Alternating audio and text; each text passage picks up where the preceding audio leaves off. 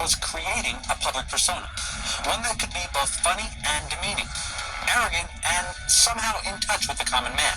I sort of love and hate him at the same time. I mean, I think he has, a monumental ego. He comes off as being very, what's the word I'm looking for? Arrogant? Yeah, he's arrogant. I like him. He did got me, got everything. He often did this by picking fights. He said, I think Donald Trump is an artful liar. I think he is a greedy, vicious, and arrogant man. Well, I don't know, is that supposed to be a compliment or not? I'm not sure. He waged a years-long battle with New York City Mayor Ed Koch. I hope that New York City has a different mayor at some point, because I think Ed Koch is a total disaster. He's been a very bad mayor for the city. He helped launch a competitor to the NFL called the U.S. Football League, and then launched a lawsuit against the NFL when the USFL failed. The jury in the case delivered its verdict. It ruled the NFL did indeed monopolize pro football, but it awarded damages of just $1. And in one of his biggest fights of the 1980s, he went up against media mogul Merv Griffin in a fight over a casino in Atlantic City. People realize now that Merv made a bad deal. It's unfortunate that he's taken a fall, but he has taken the fall. Nothing much I can do about it. Donald loves that perception. I won. He is still, a year later starting in New York. But I won. He wants to make sure everybody in America knows he won. But the Donald Trump we know today is more than just a boastful brawler. That's because there's one more tactic that Trump apparently learned in the 80s and uses to great effect on the campaign trail today.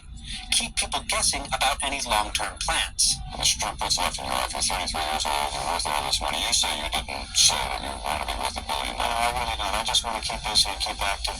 Could $1 billion buy the White House?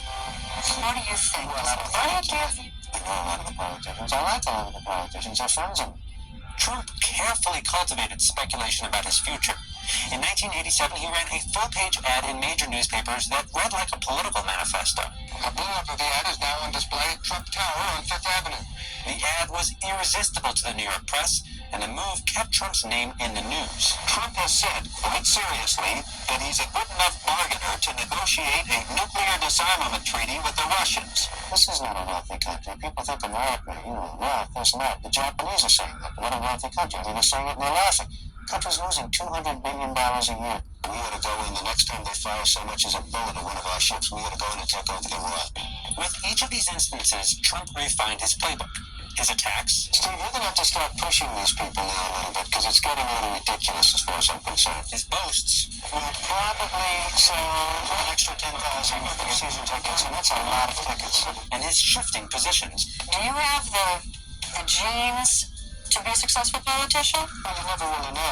I think I'm pretty outspoken, and that's not probably a good thing in terms of a politician, but it's a good thing if you ever got elected, you can really do a job. Now, even back in the 80s, many found Trump's over-the-top personality distasteful.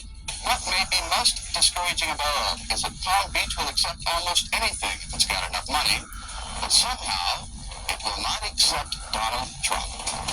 But by playing the role of an unpredictable bully with the Midas touch, Trump showed he couldn't easily be ignored. I believe that perhaps I'm portrayed differently than I actually am. I believe I'm portrayed in a rougher sense than the actual product. And I hope that's true, because I hope the actual product is a lot more mellow than the portrayal. And that may be his biggest asset of all. When people attack Trump, they reinforce the version of Trump that Trump wants people to see. And inevitably, that keeps Trump's name in the news. That doesn't matter because I'm not running for office.